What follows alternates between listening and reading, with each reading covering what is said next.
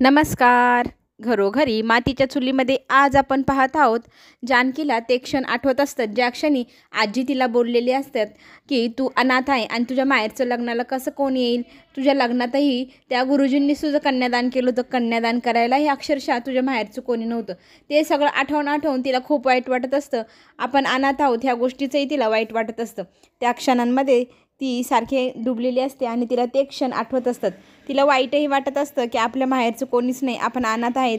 आणि आजी दरवेळेला ते बोलवूनही दाखवत असते आणि ती ते क्षण आठवण आठवून स्वयंपाक करत असते. इकडे मात्र ऐश्वर्याचे नवनवीन प्लॅन सुरू आहे. ती तिच्या बहिणीला फोन करते आणि मग तिला सांगू लागते, ताई तुझी मला एक मदत हवी आहे, तू लवकर येशील का. ती म्हणते कशासाठी. तू ना खूप भामटी आहे. तुझ्या वडिलांसारखंही तुला जेव्हा काम असतं तेव्हाच मी आठवते, इतर वेळेला तुला तुझी ताई आठवत नाही.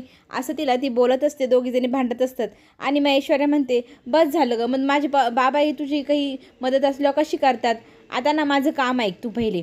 तुला ना आमच्या घरी एक पोलखोल करायला यायचं आहे. तेव्हा तिची बहीण हसते आणि म्हणते, पोलखोल हे काय नवीन प्रकार. तेव्हा ती म्हणते, आमच्या घरामध्ये एक सिक्रेट आहे, ते सगळ्यांसमोर खोलायचं आहे आणि त्याच्यासाठी मला तुझी मदत हवी आहे आणि तू मला मदत करायची. मग तिथे दोघींचा प्लॅन सुरू होतो. ऐश्वर्या काय काय करायचं, कसं कसं करायचं सगळं काही सांगू लागते. तिने सांगितलेली गोष्ट आता जेव्हा घडेल तेव्हा सगळ्यांना कळेल की तो प्लॅन काय होता.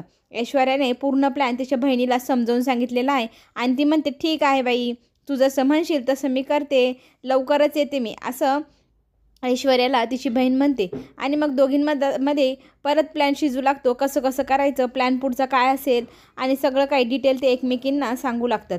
आणि मग ती म्हणते, ठरल्याप्रमाणे करूया. ऐश्वर्या म्हणते, मी जसं सांगितले तसं लक्षात ठेव आणि लवकरच आपण भेटूया. पुढे आपल्याला असंही पाहायला मिळेल की ऐश्वर्या खूप खुश असते. आता तिचा प्लॅन लवकरच सगळ्यांसमोर जाहीर होणार आणि सगळ्यांना पोल खोललेली दिसणार. आणि तिची बहीण तिला म्हणते, काळजी अजिबात करू नको, मी तुझ्या पाठीशी उभी आहे नेहमीच. इकडे जानकी तिच्या स्वयंपाकाच्या गडबडीत असते. तितक्यात पाठीमागनं तिला येऊन ऋषिकेश भेटतो. ऋषिकेश तिला म्हणू लागतो की मला माहिती आहे तुझी आज मनस्थिती ठीक नाही, मला सारंगने सगळं फोन करून सांगितलेलं आहे. तेव्हा ती म्हणते, नाही तसं काहीच नाही. तो म्हणतो, तू कितीही लपवलंस तरी माझ्यापासून सत्य लपणार नाही. मला हेही माहिती आहे तुला आजीने जे बोललं ते खरंच वाईट वाटलेलं असेल, कारण आजी जेव्हाही तो क्षण, ते शब्द, ते बोलते, आठवते तेव्हा तुला वाईट वाटतं, पण तू सगळ्यांसमोर दाखवत नाही. जणू काही झालंच नाही असं दाखवत असते.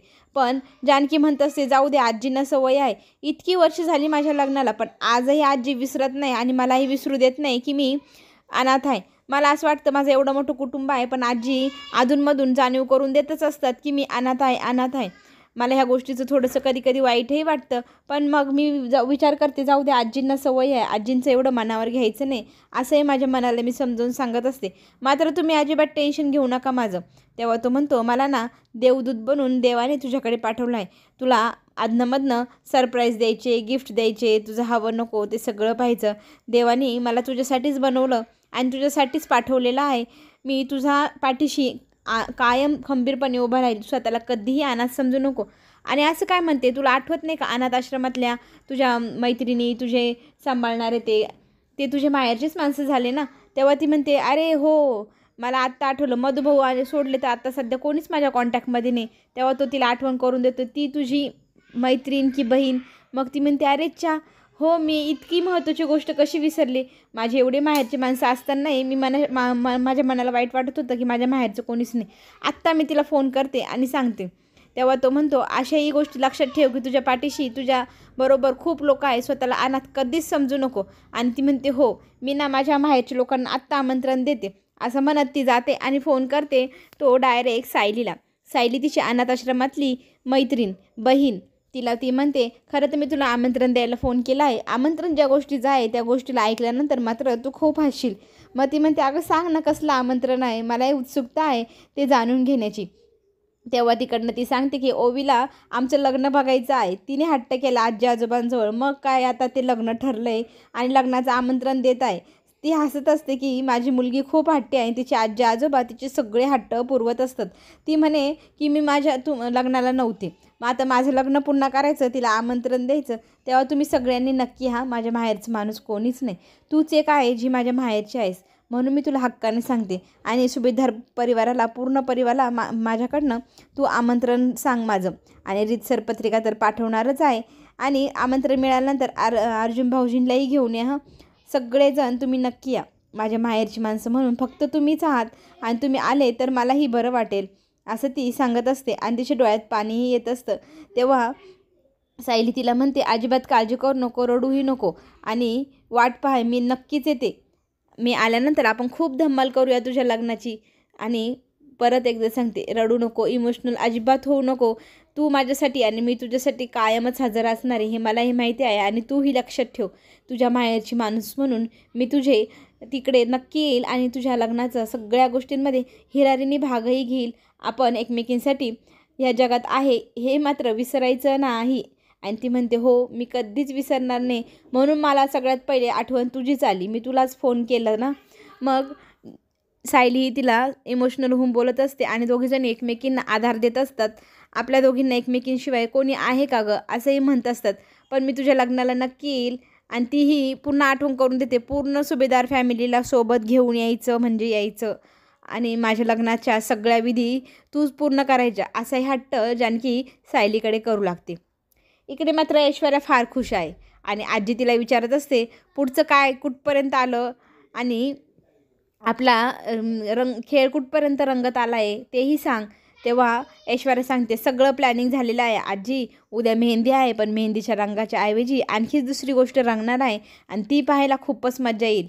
आपला प्लॅन लवकरच सक्सेस होणार, तुम्ही अजिबात काळजीही करू नका, असंही ऐश्वर्या आजीला सांगत असते. आजी म्हणते, आता तू भाग्यातला आहे, तूच सगळं पाहते म्हटलं, मलाही अजिबात टेन्शन नाही. मला तर असं झालं आहे, कधी ती गोष्ट सगळ्यांच्या एकदा समोर येते आणि घरामध्ये बॉम्ब फुटतोय, त्या बॉम्ब फुटण्याची मी वाट पाहत आहे, असंही आजी ऐश्वर्याला सांगत असते. आणि ऐश्वर्या म्हणते, आता लवकरच मी रंगवलेला डाव उद्या मेहंदीच्या आधी रंगेल, आणि तो आपण सगळे मिळून पाहूया. खरंच खूप मजा येणार आहे आजी. आता रात्री सगळेजण झोपल्यानंतर अंधारामध्ये एक शॉल पांघरलेली बाई येते. ती बाई दार उघडते.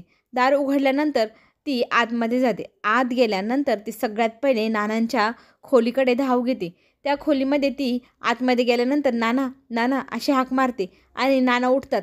नाना बघतात आणि ती बाई म्हणते, नाना मला तुम्हाला एक महत्त्वाची गोष्ट सांगायची आहे. आपल्या घरावरती खूप मोठं संकट येत आहे. ते संकट आपल्या घराला गिळून टाकेल. आपल्या घरावरचं संकट घालवायला हवं, ते सांगण्यासाठी मी इथे आले आहे. आपल्या घराला वाचवा, उठा उठा, पटकन उठा, आपल्या घराला वाचवा, अशी ती बाई हाक मारते. आणि तिथेच अदृश्य होते.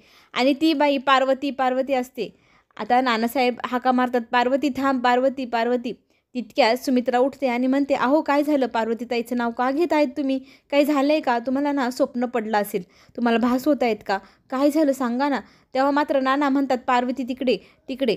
ती म्हणते, अहो तिथे कोणीही नाही, काय झालं आहे, तुम्ही एवढे घाबरलेले का दिसताय. मग नानासाहेब सांगू लागतात की माझ्याकडे इथे पार्वती आली होती, मला तिने हाकही मारली आणि तिने सांगितलं की आपल्या घरावर खूप मोठं संकट येत आहे, घराला वाचवा. आणि पार्वती लगेच अदृश्य झाली. माझ्या डोळ्यासमोर इथे उभी होती, माझ्याशी बोलत होती. ती बोलता बोलता ती आपल्या घराबद्दल सांगत होती. आणि सुमित्रा म्हणते, काय हे कसं शक्य आहे, अहो आपलं ध्यानीमनी सध्या तेच आहे, ऋषिकेशचं लग्न, मग आपण सारखं पार्वतीताईची आठवण काढतो आणि तेच मग आपल्या डोळ्यासमोर येत असेल. आणि म्हणतात ना, ध्यानीमनी वसे ते स्वप्नी दिसे.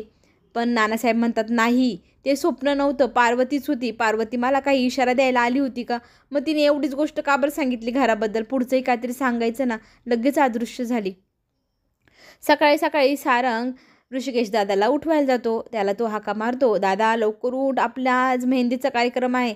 त्याचा दादा म्हणतो, बायकांचा कार्यक्रम असतो, माणसं थोडी मेहंदी काढतात.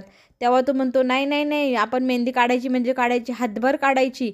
माझ्या मेहंदीच्या वेळेला तू कसं मला धरून आणलं, मी पळून चाललो होतं तर, आणि तूच तर मला समजून सांगितलं आणि मेहंदी काढली होती, मी तुला बरा सोडेल.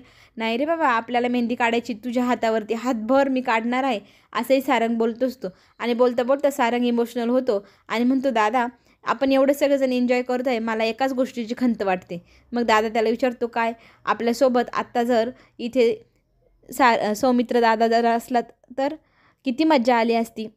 सारंग इमोशनल होऊन दादाकडे विनंती करत असतो, आपण बोलवायचं का त्याला, तुला काय वाटतं. तेव्हा ऋषिकेश मात्र सिरियस होतो. तो म्हणतो, आपण नानांना देवळामध्ये आल्यानंतर इमोशनल ब्लॅकमेल केलं आणि त्यांना त्या कचाट्यात सापडल्यामुळे त्यावेळी आशीर्वाद द्यावा लागला. आशीर्वाद तर दिला त्यांनी, पण त्यांनी अजूनही त्याला माफ केलेलं नाही आणि आता ते खूप आनंदात आहे. त्या आनंदावर विरजण घालायला नको. आपण नानांचं मन राखायला हवं. सुमित्रेचा विषय इथं अजिबात काढायला नको. तो आला नाही तितकंच बरं, कारण नानासाहेब त्याला पाहिल्यानंतर दुःखी होतील. आणि मग सारंगई म्हणतो, ठीक आहे, आता जर नानांना जर बरं वाटणार नसेल त्याला भेटून तर नकोच बोलवायला, आपण आपलं मात्र हे एन्जॉय करू. पण तो म्हणतो, नाही, मला खूप महत्त्वाचं काम आहे, मला तिकडे जायचं आहे, मी काय मेहंदीला थांबणार नाही. इकडे नानासाहेब त्यांच्या बायकोचा फोटो काढतात आणि त्या फोटोला पाहून म्हणत असतात, तू आलीस आणि मला एकच गोष्ट सांगून गेली, मला आणखी काहीतरी सांगायला हवं होतंस तू. कसलं संकट येणार आहे घराला, वाचवा घराला, काय संकट होतं गं, तू अर्धच वाक्य सांगून निघून का गेलीस. ते बोलणं नेमकं सुमित्रा ऐकते. अहो काय करताय तुम्ही, इथे बाहेर यायचं सोडून इथे फोटो घेऊन का बसलात, तो फोटो आणा बरं माझ्याकडे. ते नानासाहेब म्हणतात, नाही, ती आली होती, तिला मी पाहिलं होतं, आम्ही बोललोही, ती मला सांगत होती घरावर संकट येणार आहे, मला खूप भीती वाटत आहे कोणतं संकट येणार आहे म्हणून. तेव्हा सुमित्रा त्यांना समजावून सांगते, ध्यानी मनी वसे ते स्वप्नी दिसे. सध्या तुम्ही खूप विचार करतायत पार्वतीताईंचा, म्हणून तुम्हाला ते सारखे भासही होत आहे. आणि तो फोटो त्यांच्या हातात ती घेते, कपाटात ठेवते आणि सांगते, आता ना तुम्ही तयार व्हा, बाहेर आपल्याला मेहंदीचा कार्यक्रम आहे, तो करायचा आहे, त्याच्यासाठी छान ड्रेसही घाला बरं आणि आवरून पटकन बाहेर या. नानासाहेब मात्र नकार देत असतात, पण सुमित्राने त्यांना ठणकावून सांगितलं आहे, मुलांच्या आनंदावर विरजण घालायला नको, लवकर बाहेर या. आणि ती बाहेर जाते. बाहेर तिची आवरावरी चालू असते. तिथे ओवी येते आणि म्हणते, आजी अगं आता मेहंदी काढायची, मेहंदीच नाही आहे गं घरामध्ये. मग ती म्हणते, मी सांगितलं होतं, तो आला नाही का दुकानवाला अजून. मग ती जानकीला हाक मारते. जानकी म्हणते, मी त्यांनाही सांगितलं होतं, अहो येतच असतील ते.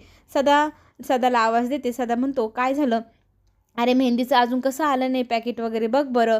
मग सदा म्हणतो, थांबा मी जाऊन पाहतो. तितक्यात तिथे दुकानवाला एक व्यक्ती येतो, ते मेहंदीचं पॅकेट घेऊन, आणि तो म्हणतो, आलो आहे मी, हे घ्या मेहंदीचं पॅकेट. आता तो व्यक्ती पॅकेट घेऊन आलेला आहे. घराच्या दारात तो उभा असतो. सदा लगेच पुढे जातो त्याच्याकडनं मेहंदीचं घ्यायला. मात्र इकडे जानकी मुलीशी बोलण्यामध्ये व्यस्त असते. तिने पाहिलंच नाही कोण आलेला आहे मेहंदी घेऊन. आणि सदा तिकडे मेहंदी घ्यायला पुढे गेलेला असतो आणि इतका उशीर का केलास असंही विचारत असतो. ते बाबा म्हणतात, थोडा माझी तब्येत बरी नाही म्हणून उशीर झाला, पण आता मी आणलं आहे, घ्या बरं. पैसे देतो मग सदा त्याला आणि मेहंदीचं पॅकेट घेतो. पण ते पॅकेट होतं, कोणच नाही त्याच्यामध्ये. आता काय करायचं. तितक्यात सुमित्राही हाक मारून सदाला सांगते, त्या व्यक्तीला थांबव, लग्न घर आहे, त्याला चहा पाज. शर्वरी मात्र मेहंदी बघण्यामध्ये व्यस्त असते. ती म्हणते, अरे देवा, ही तर पावडर आहे, मेहंदीची कोण नाही, आता कसं करायचं. मग जानकी म्हणते, मला येते भिजवता, थांबा मी भिजवते. मग ती आईंना दाखवते, अहो पॅकेट आलं आहे, कसं भिजवू. मग ती म्हणते, चहाचं पाणी कर, त्याच्यामध्ये भिजव, म्हणजे मेहंदी छान रंगेल आणि काढायलाही सोपी जाईल. मग जानकी भांडं घेते, त्याच्यामध्ये ती मेहंदी ओतणार, त्याच्यामध्ये ती भिजवायची तिला असते. इकडे सदा त्या व्यक्तीला सांगतो, चहा बनवत आहे, तुम्ही चहा पिल्याशिवाय जाऊ नका. तो व्यक्ती म्हणतो, ठीक आहे, मी इथे बाहेरच बसतो, तोपर्यंत तुम्ही या चहा घेऊन. आणि तो बाहेर बसून लक्ष ठेवत असतो ते जानकीवरती. जानकीने ती मेहंदी खोलली असेल, ओतली असेल, आता ते चिठ्ठी पाहिली असेल ना, त्याच गोष्टीला पाहण्यासाठी तो व्यक्ती तिथे थांबतो. जानकी किचनमध्ये जाते. ते मेहंदीचं पॅकेट त्या बाऊलमध्ये ओतायला सुरुवात करते. ओतता ओतता एक चिठ्ठी खाली पडते. आता हे काय आहे म्हणून ती खोलून पाहण्यासाठी हातात घेते. खोलल्यानंतर त्याच्यात लिहिलेलं असतं की मी तुम्हाला जी गोष्ट सांगितली ती तुम्ही सिरियसली घेतली नाही, पण सुमित्रा एंटरप्राइजेसचे अकाउंट तुम्ही नक्की चेक करा, तुम्हाला सत्य नक्की कळेल आणि तुमच्या नवऱ्याला ते अजिबात कळू देऊ नका, नाहीतर अनर्थ होईल, हेही त्या चिठ्ठीमध्ये लिहिलेलं असतं. आता जानकीला पुन्हा प्रश्न पडला, ही चिठ्ठी आणि त्या दिवशी तो व्यक्ती बोललेला ते एकदम सेम आहे. याचा अर्थ ही चिठ्ठी देणारी व्यक्ती त्या दिवशीचाच माणूस तर नाही ना, तो पळून गेला होता. मग ती बाहेर पाहणार डोकवतच असते. तितक्यात तिथे सुमित्रा येते आणि तिला विचारू लागते, अगं मी तुला विचारत होते, तू अजून भिजवली नाही मेहंदी, काय करत होती इतका वेळ. ती म्हणते की आई तो व्यक्ती गेला का हो. तर ती म्हणते, नाही, मी सदाला त्याला चहा द्यायला सांगितलं आहे, तो बाहेरच बसलेला आहे. मग लगेच ती म्हणते, थांबा आई, मी आलेच, माझं एक महत्त्वाचं काम आहे, असं म्हणत ती तिकडे जाते. सुमित्रा तिला आवाज देते, पण ती मागे वळूनही पाहत नाही. सदा मात्र चहा देण्यासाठी त्या व्यक्तीला बाहेर जातो. ती व्यक्ती तिथून गायब झालेली असते. कुठे गेला कुणास ठाऊक. जानकीही विचारते, तो माणूस कुठे आहे. सदा म्हणतो, माहीत नाही, मी चहा बनवायला आत गेलो, बाहेर येऊन पाहिलं तर काय, तो माणूसच नाही, माहीत नाही कुठे गेला.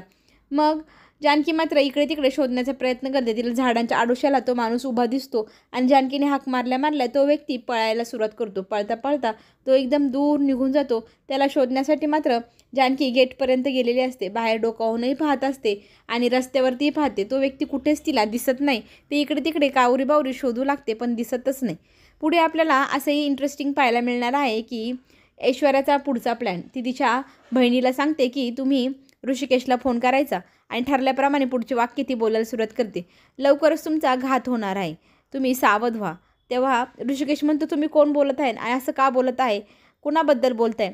तेव्हा ती व्यक्ती पुन्हा म्हणते आवाज बदलून, तुमच्या घरातली व्यक्ती तुमचा विश्वासघात करणार आहे आणि ती तुमच्या एकदम जवळची व्यक्ती आहे. तेव्हा तुम्ही स्वतःला जपून राहा, सावरून घ्या स्वतःला, असंही ती सांगत असते. त्याला प्रश्न पडतो, हे कुठल्या घाताबद्दल बोलतोय, घरी जाऊन पहा, असंही ती व्यक्ती सांगते. इकडे मेहंदी काढल्यानंतर जानकी त्याचं अकाउंट चेक करायला सुरुवात करते. त्या अकाउंट चेक करताना तिला एकदम महत्त्वाची अशी बातमी मिळाली. ती बातमी मिळाल्यानंतर तिच्या चेहऱ्यावरचा रंगच उडाला. तिला खूप मोठा शॉक बसलेला असतो आणि ऋषिकेशला फोन आल्याप्रमाणे तो घरी येऊन पाहत असतो. माझा नक्की कोण घात जवळची व्यक्ती करणार? तो येऊन पाहतो तर काय, जानकी माझं लॅपटॉप खोलून बसली आहे, म्हणजे ती घात करणारी व्यक्ती जानकी आहे असे आता ऋषिकेशला वाटू लागले आहे. पुढे जे काही होईल, जो गोंधळ होणार आहे ते पाहणं खरंच खूप रंजक होणार आणि ते पाहण्यासाठी आपण पुन्हा भेटू. चॅनलला नक्की सबस्क्राईब करा, लाईक करा आणि शेअर करायला विसरू नका, म्हणजे नवनवीन व्हिडिओ तुमच्यापर्यंत लवकर